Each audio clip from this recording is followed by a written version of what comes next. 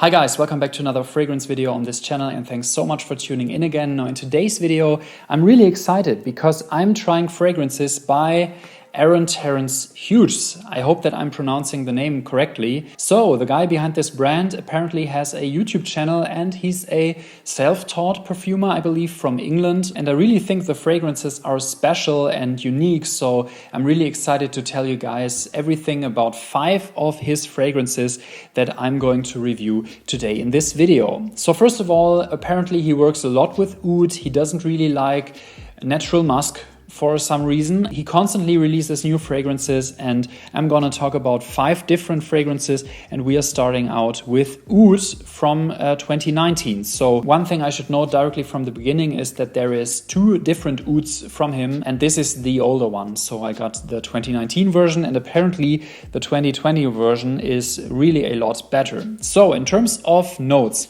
let me first tell you about the notes. We have leather in the top note, we have in the heart amber and rose, and in the base we have patchouli, oud, musk and animalic notes. And in my opinion, this is a fragrance that is pretty underhyped. So the rating on Parfumo, which is like the German version of Fragrantica, is 7.5 out of 10. And I think that this is really not too fair because this is a really awesome smoky oud fragrance. It goes in a similar direction to, for example, Gau by Surjov or Andy Towers' Loot, but it's only a fraction of the price. So it's a very smoky oud in my opinion, and it has a more prominent oud note even than both of those perfumes, because these perfumes really went crazy on the other ingredients and made it so smoky that you don't really notice the oud itself, and this one is really enhancing the oud instead of trying to put stuff on top of it. But it is a quite smoky oud fragrance with a leathery and almost sweet kind of twist. So really very interesting, however very smoky and therefore probably not suited for most people. But I think it's a great statement fragrance and I really have to try the 2020 version because if that one is even better, then I'm really excited about it. So next up we have Boss Bastard, which is a CEO type of fragrance, I would say. So in my opinion, it has a very soapy feel to it. It's very soapy, powdery and has a musky note to it. And let me tell you, it's a really quite dirty musk. So the name of the fragrance, Boss Bastard, is really what is going on here because it smells like a fragrance that a CEO would wear in a suit. It's a suited up fragrance, but then has some kind of sweet female perfume-like touch to it. So the picture I have in mind with this one is that you have a CEO or some guy in a suit who's like really successful, and then he has some remnant of female perfume from the other night on his suit. Plus there is some muskiness in it, so it's really like a badass CEO kind of fragrance. In terms of top, mid and base, we have bergamot, citrus and mandarin in the top. In the heart we have cedarwood, amber and tobacco. In the base we have cacao, vetiver, sandalwood and musk. And in my opinion, musk, vetiver, tobacco and some fruity beginning are the most prominent notes in this fragrance. So there is nothing really more to say about this. If you want a badass CEO kind of fragrance, I think you should definitely go for it. I mean, this is mostly centered around tobacco and vetiver, so you have a very strong woodsy base with some tobacco in it, but then there is this really strong musky note to it, which makes it so animalic and so daring. So if you want to get that image across, I would say go for this fragrance because that's really what it's all about. Next up we have Onyx. Now this is one that I was really kind of disappointed of even because I expected a rose oud fragrance, and to be honest with you guys, it's a rose fragrance, but it's not rose oud, it's rose patchouli.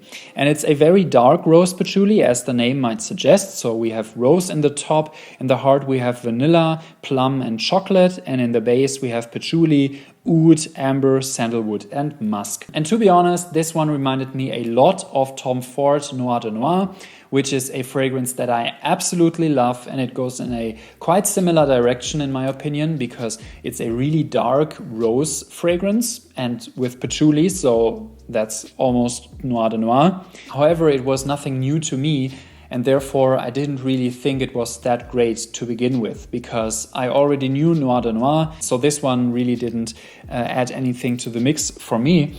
And compared to the other ones, which are all pretty unique, this one was the only one that I didn't really like that much because of that. So next up we get to Arabica, which is a coffee-based fragrance with a very strong lavender note to it. And in that sense, it really reminded me of one of those typical vintage men's colognes.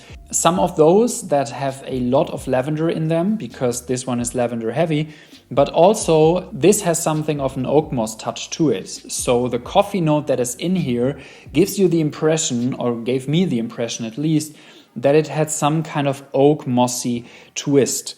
So it's a very, very vintage type of fragrance, and it starts off really very fresh with a strong lavender, and then slowly the coffee note comes through, and it has only some sweetness in order to not make it like 100% dry, only like 80% dry.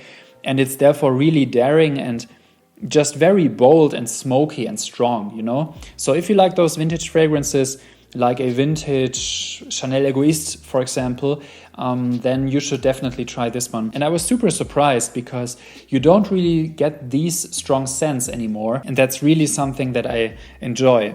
But I would not wear this because it's totally too strong for me, and I'm not too big of a fan of pure lavender fragrances. So the one I like most I saved for last, because the last one I'm going to talk about today is Filth.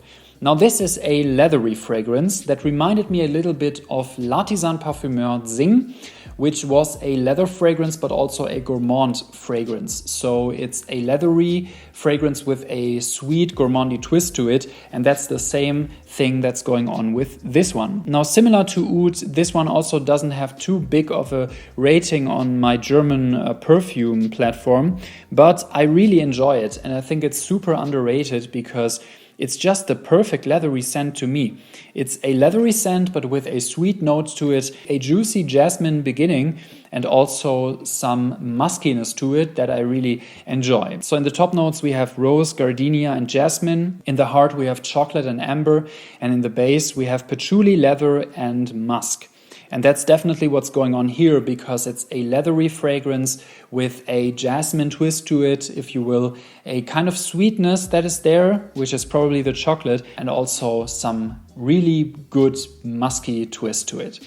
So this is also kind of dirty. However, I wouldn't call it filth, because filth is like really bad, you know. And this one is more like a slightly dirty kind of thing, you know. However, really great fragrance. I love leather scents, and I loved Zing by L'Artisan Parfumeur, and this is like the same kind of leatheriness but without the spices and with a little bit of jasmine. That's what I would describe it as, and I really enjoyed it. This is really great. So Filth, one of my favorites, as well as Boss Bastard and Oud. The quality, you smell that there is a lot of quality that has gone into these fragrances.